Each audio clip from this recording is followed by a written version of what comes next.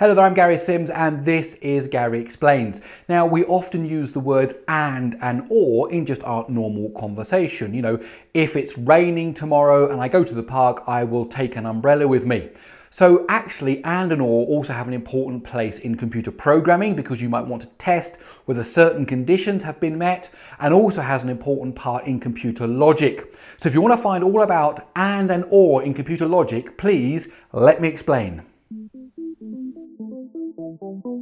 Now, in computer logic, we're dealing with binary, so that's ones and zeros. In fact, I'm going to do a whole separate video on binary and the power of binary, but for now, let's just talk about ones and zeros. And imagine that 1 means true and 0 means false.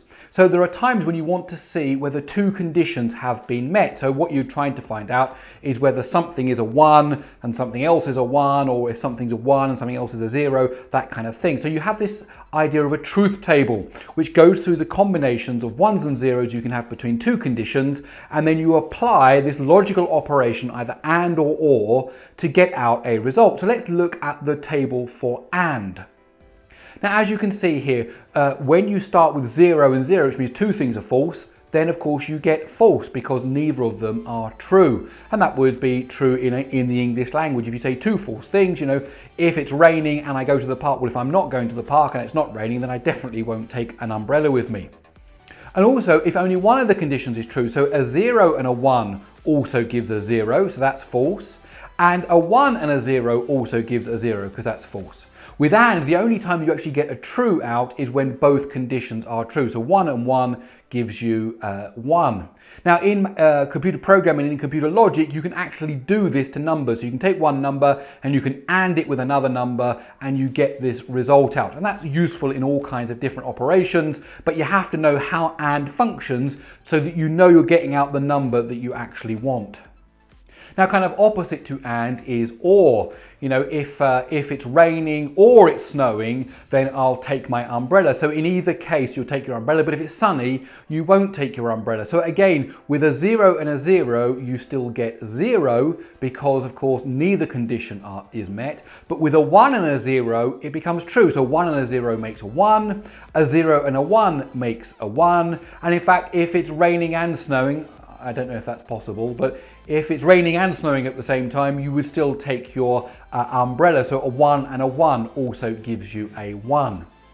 Now, the interesting thing about these operations is that actually they are part of the fundamental building blocks of how we design chips. And in fact, AND gates and OR gates, as they're called, can be built using transistors. In fact, here we just see the picture of an AND gate, and you can actually build it just using 2 transistors. Now, and OR also have their negative counterparts, which are called NAND and NOR for negative and or not and not or, negative or. So taking NAND, for example, a 0 and a 0 would give you a 1 now, a 1 and a 0 would also give you a 1, a 0 and a 1 would give you 1, but a 1 and a 1 now gives you 0. And here also is the table for NOR. So that gives us and, or, NAND, and NOR. And these are the fundamental building blocks of computer logic. Now, there's one more operation called XOR, exclusive OR, which I'm going to deal with in a whole separate video. Now, as well as deciding whether conditions are true or not, bitwise operations are also good for setting flags. So, for example, if you have a number of bits and each bit represents something, for example, do I have read access to this file, or do I have write access to this file, then you can actually set and interrogate the bits using and or. For example, if I wanted to say that the first bit in a pattern was actually the bit to decide whether I had read access to something, I can set it by ORing it with 1.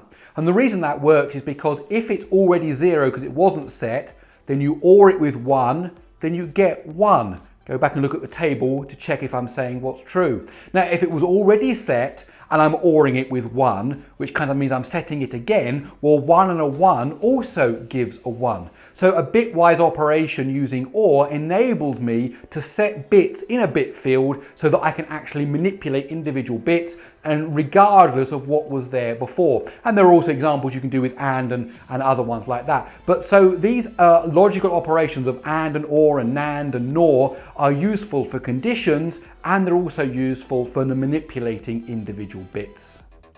My name's Gary Sims and this is Gary Explains. I really hope you enjoyed this video. If you did, please do give it a thumbs up. We're really trying to grow the community here, so I'd really appreciate if you subscribe, hit that bell icon and share this video on social media. Please do go down to the comments, tell me what you think of this video, tell me what you think of the channel. I read all of the comments, and so I will see you down there in the comments, and I will also see you in my next video.